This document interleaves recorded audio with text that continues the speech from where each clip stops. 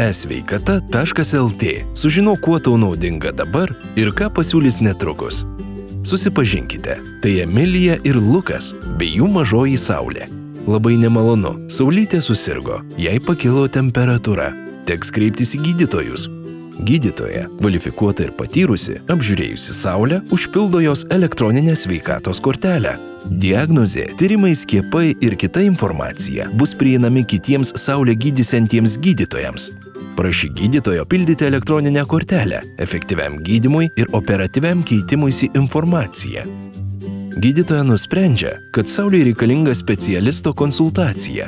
Su e-siuntimu dabar tai padaryti ypač lengva. Pakeliui namo Emilija su Saulė užsuka į vaistinę. Emilija pateikia asmens dokumentą ir gauna skirtus vaistus. E-receptas veikia sklandžiai, nebereikalingi jokie popieriniai receptai. Saulė pasveiko ir šeima nutarė surengti išvyką automobiliu. Lukas pastebėjo, kad nebegalioja jo vairuotojo pažymėjimas. Lukas keliauja sveikatos patikrai. Gydytojas pateikia vairuotojo sveikatos pažymą į e-sveikatą. Luko pažyma pasiekiama regitros darbuotojui.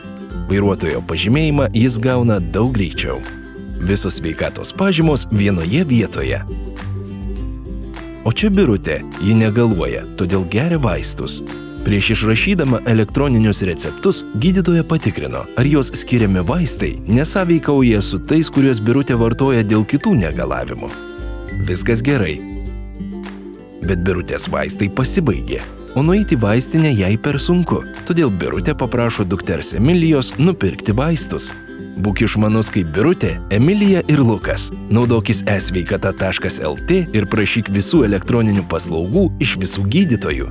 Registruotis pas gydytoją dar patogiau. Registraciją rasi esveikata.lt. Greitai mobilioji programėlė išmaniajame telefone. esveikata.lt. Tavo skaitmeninė sveikata tavo delne.